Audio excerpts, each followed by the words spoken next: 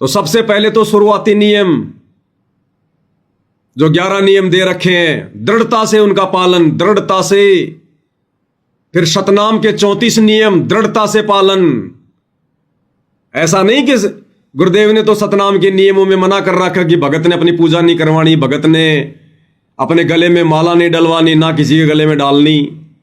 और गुरुदेव भगवान के दोनों सुपुत्र मनोज और वीरेंद्र, जब उन्होंने जाटों की धर्मशाला बनवाई तो वो जाट समाज के उसके भाई, वो उसका भाईचारा, और उनके गले में मालाएं डाल रहा है, सर पे उनके पगड़ियां पहना रहा है, और वो खुशी खुशी पहन रहे हैं। तो अभी तक तो ढंग से वो 11 नियम सतगुरु का परिवार ही नहीं निभा पाया। अर्थात अभी तक तो गुरु का परिवार प्रथम नाम के योग्य भी नहीं है, प्रथम नाम के। तुम कहां से इन लोगों से फर्जी सार शब्द लेके लुट रहे हो पाठ के नाम पर? सतनाम तो बहुत दूर की कोडी है, अभी तक तो प्रथम नाम के योग्य नहीं। और फिर सतनाम के 34 नियम। अरे प्रथम नाम में जो नियम है, गुरुदेव ने कह रखा कि बच्चों हमने मोबाइल में भी वीडियो गेम नहीं देखने, और गुरु के परिवार ने बना दिया बैडमिंटन का स्टेडियम। लो गुरु जी, तुम तो खेलने की बात कर रहे हो, हम तो लोगों के खेलने के लिए स्टेडियम बना रहे हैं। तो सोचिए इन लोगों की पूंछ पकड़ का आप जी कैसे भवसागर से पार हो जाओगे? भैया ये पुच्छड़ तो सतगुरु का पकड़ना पड़ेगा, सतगुरु का। ये तत्व ज्ञान रूपी पुच्छड़ जो सतगुरु ने दे दिया, मजबूत रस्सा, इसको पकड़ना पड़ेगा। और संगत ने पकड़ रखी है भेड़ की पूंछ। भेड़ की पूंछ यानी कोऑर्डिनेटरों की पूंछ, गुरुजी के परिवार की पूंछ। वो तो दरिया में ले डूबेगी, आज नहीं तो कल।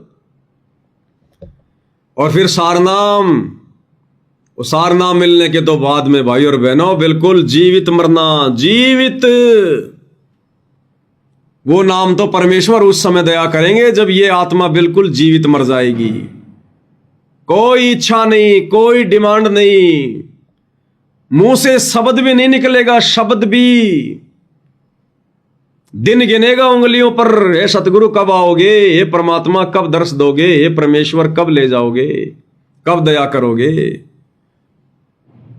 वो तो उस समय परमात्मा दया करेगा जब सरसों की फड़ी की तरह और भगत बिल्कुल झुक जाएगा, झुक जाएगा। और अभी ये जिन जिन को सारनाम मिल गया इन आश्रमों में, अरे पहले तो झुके हुए थे थोड़े बहुत, सतनाम तक तो ये लोग झुके हुए थे, और सारनाम मिलने के बाद तो बिल्कुल ऐसे हो गए क्रिसमस के पेड़ की तरह, बिल्कुल ऐसे बबूल के पेड़ बन के खड़े हो गए। सतनाम तक थोड़ी बहुत मर्यादा थी, और जैसे इन्होंने फर्जी सारनाम लिया इन आश्रमों में, सारे के सारे उस्ताद बन गए। तो बस मिल गया हमें जो मिलना था, सारनाम ही तो चाहिए था, बस मिल गया हमें, अब भाड़ में जाओ, कुछ नहीं। अब उसके लिए परमात्मा फिर क्या कहते हैं भाई और बहनों? कामी क्रोधी लालची इनसे भक्ति न होए, भक्ति करे कोई सूरमा जात वर्ण कुल खोए। जिन जिन लोगों को सारनाम मिल चुका है 2014 बरवाला कांड से पहले सतगुरु रामपाल जी भगवान से, या फिर 2014 बरवाला कांड के बाद सतगुरु रामपाल जी भगवान के कलयुगी परिवार से, इन फर्जी सतलोक आश्रमों से, दास भाई और बहनों 1% की तो कह नहीं सकता, बाकी 99% सार नामधारी, सार शब्दधारी इन लोगों को काल ने बुरी तरह से विषय वासनाओं में जकड़ रखा है, काम वासना में जकड़ रखा है बुरी तरह से। बहुत सारे महापुरुष तो ऐसे हैं जो सार नाम लेने के बाद में रमेणियां करते हैं, जो सार नाम लेने के बाद तो शादी करते हैं, रमेणी करते हैं सार नाम के बाद। तो अभी ओरिजिनल सार नाम की तो भगवान ने किसी को छींट भी नहीं लगने दी, छींट भी। उसके लिए तो परमात्मा क्या कहते हैं? कामी क्रोधी लालची इनसे भक्ति ना होए। अरे जो काम वासना में लिप्त है, जो क्रोध में लिप्त है, तो मार दूंगा, आजा मेरे सामने, हैं भक्तों के ऊपर जो लोग मुकदमे करने में लगे हुए वो क्रोधी की श्रेणी में है, वो तमोगुणी है। जो भक्तों पर मुकदमे करते फिरते हैं वो तमोगुणी, वो क्रोधी है। कामी क्रोधी लालची, इनसे भक्ति ना होए। और भक्ति करे कोई सूरमा। सूरमा कौन है? जो अपने गुरु जी के वचन पर दृढ़ता से डट गया कि मैंने तो मेरा मोक्ष करवाना है, मैंने तो मेरा आत्म कल्याण करवाना। बाढ़ में जाओ ये दुनिया। वो माता बहनें बिल्कुल दृढ़ता से स्थिर हो जाएंगी कि मैं कोई बच्चे पैदा करने की मशीन नहीं हूं। आज से पहले तो मुझे ज्ञान नहीं था, इसलिए मैं बच्चे पैदा करने की काल प्रेरणा से मशीन बनी हुई थी। मैंने तो अपना आत्म कल्याण करवाना, आत्म कल्याण। स्त्री हो या पुरुष हो, मर्यादा नियम सबके लिए बराबर है। तो कामी क्रोधी लालची, इनसे भक्ति ना होए। गुरुदेव कहते हैं तो भक्ति कर ही नहीं पाएंगे। अब बताओ कैसे सार नाम मिल जाएगा उस कामी क्रोधी लालची को? क्या सतगुरु को दिखाई नहीं दे रहा? क्या सतगुरु बालक है, सतगुरु बच्चा है जो ऐसी आत्माओं को मूल मंत्र देगा? कभी नहीं, कदापि नहीं। जीव गलती कर सकता है, परमात्मा नहीं। तो ये तो रिहर्सल चल रही है। सतगुरु आत्मा को, जीव को अपनी औकात से परिचित करवा रहे हैं, अपनी औकात से कि तुम कितने लायक हो इन मंत्रों के, तुम कितने योग्य हो अभी। तो कामी क्रोधी लालची, इनसे भक्ति ना होए। ये भक्ति कर ही नहीं सकते, कर ही नहीं सकते भक्ति। सतगुरु की वाणी भाई अमर वाणी है, कोई जुठला नहीं सकता माई का लाल संसार में इन वाणियों को। तो बताओ, जो भक्ति नहीं कर सकता, जो व्यक्ति काम वासना में है, जो क्रोध में है, यानी तीनों गुणों का जिसके ऊपर प्रभाव है, रजोगुण का, शतोगुण का और तमोगुण का, गुरुदेव कहते हो भक्ति कर ही नहीं पाएगा। और या तो सार नाम लेने के बाद में काम वासना में धस रहे हैं। तो सोचिए सतगुरु ने उनको सार नाम दिया क्या? अरे सार नाम तो बहुत दूर की बात है। गुरुदेव भगवान तो कहते कि सतनाम मिलने के बाद में विषय वासना शांत हो जाती हैं। अगर आपने सतनाम का मर्यादाओं में रहकर जाप करना शुरू कर दिया तो कुछ ही दिनों में काम वासना दब जाएगी। सतनाम के सुमरण बिना और मिटे न मन का दाग। जब हमारे विकार शांत होंगे तब परमात्मा उस मूल मंत्र की दया करेगा। ये सतनाम इसलिए तो दिया जाता है, अपने विकारों पर कंट्रोल करें, रिहर्सल करें, गुरु की वाणियों पर चलने की। नित्य नियम क्यों बना के दिया? इतनी वाणियां क्यों सुनाते हैं गुरुदेव रोजाना? कि बच्चों इन पे अमल करना पड़ेगा। एक एक वाणी पर अमल करना पड़ेगा। एक एक वाणी पर तुमने चलना पड़ेगा। और वाणी क्या कह रही है? कामी क्रोधी लालची, इनसे भक्ति ना होए। भाई और बहनों, ये भक्ति का बिल्कुल लास्ट टाइम चल रहा है, लास्ट। सत्सेवक भाई बहन तो फिर भी समझ रहे होंगे इन बातों को। और जिन जिन आत्माओं को समझ में नहीं आ रही है, जो साथ संगतियों से जुड़े हुए हैं, वो भाई बहन समझना शुरू कर दो अति शीघ्र। भाई काल हमें कभी नहीं छोड़ेगा कि हम तीनों गुणों से दूर हट जाएं, कभी नहीं छोड़ेगा। शिकारी कभी नहीं चाहेगा कि कबूतर मेरे जाल से दूर चला जाए। और कबूतर की भी औकात नहीं है कि जाल में फंसा हुआ वो बाहर निकल जाए। तो तरीका क्या है? अंतरात्मा से रोना पड़ेगा, अंतरात्मा से इन विकारों से छुटकारा पाने के लिए। इसलिए गुरुदेव कहते हैं हृदय से अर्जी लगाओ, हृदय से। ये पैसे वाली अर्जी काम नहीं करेगी, ज्योति पाठ वाली अर्जी काम नहीं करेगी, ये कोऑर्डिनेटरों वाली अर्जी काम नहीं करेगी, एक दूसरे भगत भाई बहन से दुखड़ा रोने से काम नहीं चलेगा। जो भी कहना है, जो भी रोना है, जो भी धोना है, सतगुरु के चरणों में बैठ के रो, वहां अर्जी लगाओ। तब जाकर सतगुरु पुकार सुनेगा। परमात्मा हमें हंस बनाने के लिए आए, हंस। अरे कव्य तो हम पहले ना थे, बगुले तो हम पहले ना थे। कौवा मतलब जो भक्ति के आसपास भी नहीं था जो व्यक्ति, वो कौवा। तो पहले हम कव्य थे, हमें पता भी नहीं था क्या भक्ति है, क्या सतलोक है, क्या सतगुरु है। सतगुरु ने हम कौवों को अपनी शरण में लिया, प्रथम नाम दिया, फिर हम बगुले बने। बगुले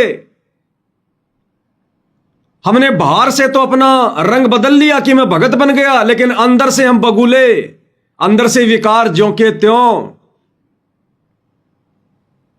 बगुला होता है बाहर से बिल्कुल सफेद होता है, बिल्कुल भगत बना दिखाई देता है, एक पैर पर ऐसे रहेगा आंखें बंद करके, लेकिन ध्यान कहां रहेगा?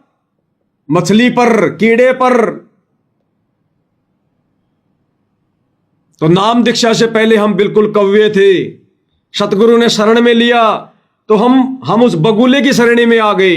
यानी बाहर से तो हम भगत जी दिखाई दे रहे हैं, सतसाई भगत जी, सतसाई भगत जी, बिल्कुल नाड़ झुका के सतसाई, जय हो बंदी छोड़ की। और भक्तों पर करे मुकदमे, भक्तों के मारे लठ, भक्तों को निकाले गाड़ियां। तो बगुले अंदर से विकार जो के त्यों, बाहर से भगत दिखाई देने की नौटंकी, अंतर्यामी से नहीं छुप सकता। फिर सतगुरु ने हम बगुलों को हमारे को सतनाम दिया, 2 मंत्र का। हम बगुलों को सतनाम दिया कि बेटा अब तेरे को ये सतनाम दे रहा हूं। तू ऊपर से तो भगत बन गया, लेकिन तू अंदर से नहीं बना। तो अंदर के विकारों को समाप्त करने के लिए, अंदर के विकार कौन से? सूक्ष्म विकार, काम, क्रोध, लोभ, मोह, अहंकार। तो सूक्ष्म विकार कैसे मिटेंगे? सतनाम के मंत्र से। तो ये सतनाम का मंत्र गुरुदेव ने क्यों दिया? हमारे अंदर के सूक्ष्म शरीर वाले विकारों को मिटाने के लिए कि बेटा बाहर से तो तू सफेद हो गया, बगुला बन गया, तू भगत बन गया बाहर से, तो अब तू सतनाम का जाप कर, और जो मर्यादा बता दी उन मर्यादाओं में रहकर जाप कर। और बेटा बाहर के साथ साथ अब तू अंदर से भी भगत बन, अंदर से भी। तो अंदर से भाई और बहनों सतनाम लेने के बाद वही बगुला हंस बन सकता है जो अपने गुरुदेव की मर्यादाओं के ऊपर खरा उतरकर सतनाम का सुमरण करेगा। फिर वो धीरे धीरे धीरे धीरे हंस प्रवृत्ति में तब्दील होगा, और जब वो हंस बन जाएगा उसके बाद सतगुरु उसको मानसरोवर पर बैठाएगा। और मानसरोवर में क्या होते हैं? मोती। मोती यानी सारनाम। अरे बगुले को कभी मोती नहीं खिलाई जाती, ना बगुला कभी मोती खाता है। मोती कौन खाता है? हंस खाता है। तो सारनाम किसको दिया जाता है? हंसों को। तो परमेश्वर ने दया करी, हम नीचों का सौभाग्य, परम सौभाग्य। समय बड़ी तेजी से निकलता जा रहा है, बड़ी तेजी से। परमेश्वर ने 7 संगतियां शुरू करवाई, हजारों की संख्या में आत्माएं जुड़ी,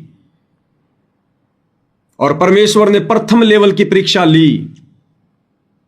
पहले 8-9 वर्षों से 7 संगति से जोड़ा।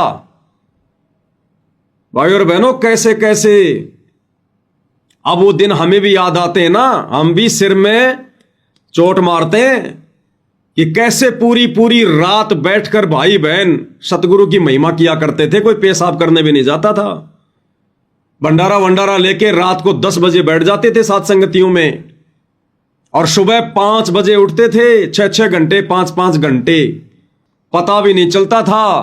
नॉन स्टॉप सतगुरु की महिमा चलती थी। हर 7 संगति में नई नई बातें, नए नए खुलासे, नए नए रहस्य। मालिक ने हजारों ऑफलाइन 7 संगतियां करवाई। इसके अलावा कई हजारों परमात्मा ने वीडियो बनवाए, फिर अपनी पुस्तकों पर वीडियो बनवाए। मालिक को पता था कि ये पुस्तकें नहीं पढ़ने देगा इनको काल। परमात्मा ने अपने कुत्तों की ड्यूटी लगाई। कबीर सागर के सरलार्थ पे 60 वीडियो 3-3 घंटे के, मुक्ति बोध पर 50 वीडियो 3-3 घंटे के, जीने की राह पुस्तक पर 35 वीडियो, यथार्थ भक्ति बोध तीनों समय की आरती के ऊपर 50 वीडियो, भक्ति से भगवान पुस्तक के ऊपर वीडियो, धरती पर अवतार पुस्तक के ऊपर वीडियो, जब जब भूल पड़े पुस्तक के ऊपर वीडियो, मुसलमान नहीं समझे ज्ञान कुरान पुस्तक के ऊपर वीडियो, और भी कई पुस्तकें, और उसके बाद विशेष संदेशों के ऊपर वीडियो, फिर गुरुदेव के सत्संगों के सार के ऊपर वीडियो। ये परमात्मा ने अपनी विशेष रजा बख्श के, अपना विशेष आशीर्वाद देकर, सद्बुद्धि देकर परमात्मा ने इतना मटेरियल बाहर निकलवाया है। क्यों? हमें हंस बनाने के लिए, हंस बनाने के लिए। तो सतगुरु की लाखों की संख्या में संगत है, जिसमें से 90% तो सतलोक आश्रमों से जुड़ी है और 10% बड़ी मुश्किल से साध संगतियों में है। और उन 10% में से बड़ी मुश्किल से 1% भी हंस नहीं बन पाए, 1% भी। और अब जैसे ही सतगुरु ने मैसेज डलवाया प्रेरणा करके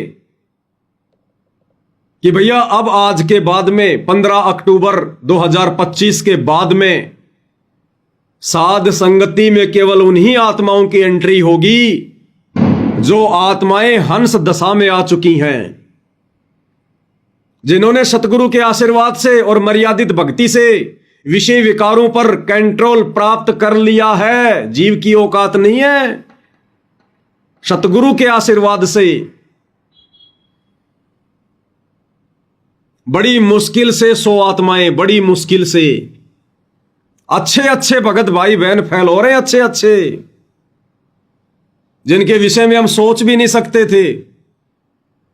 ऐसे ऐसे भाई बहन इस प्रथम परीक्षा में फिसल गए। ये प्रथम परीक्षा थी परमात्मा की ओर से, ये प्रथम बैच परमात्मा ने छांटना है। बड़ी मुश्किल से गुरुदेव भगवान ने 100 को पास किया, बड़ी मुश्किल से। बाकी दूसरा बैच कोशिश करो, कोशिश तो करनी पड़ेगी। ऐसा नहीं है कि फाइनल हो गया, 100 के आसपास आत्माएं निर्विकार हो पाई हैं, विषय वासनाओं से दूर होकर भक्ति कर रही हैं, तो बस वो 100 ही आत्मा सेलेक्ट हो गए, नहीं। इसीलिए सतगुरु रामपाल जी परमेश्वर बार बार अपनी जमानत को कैंसिल करवा रहे हैं, इन आश्रम वालों के लिए नहीं। उधर तो कव्य कव्य भरे पड़े, बगुले बगुले निरे, पता नहीं चलता कौन कौन सी जो है प्रजाति के जीव हैं। क्योंकि दास बार बार कहता है भाई और बहनों सतगुरु की प्रेरणा से कि जिस दिन सतगुरु रामपाल जी भगवान हिसार जेल से बाहर आ जाएंगे, उस दिन भाई और बहनों फिर भक्तों की परीक्षा बंद, सतलोक के लिए हंसों की एंट्री बंद। जितनी आत्माएं छट चुकी होंगी, विषय वासनाओं से दूर हो चुकी होंगी, बस उन्हीं आत्माओं को परमेश्वर फिर भक्ति मार्ग पर आगे बढ़ाएगा, उनको दिव्य दृष्टि, दिव्य ज्ञान प्रदान करेगा।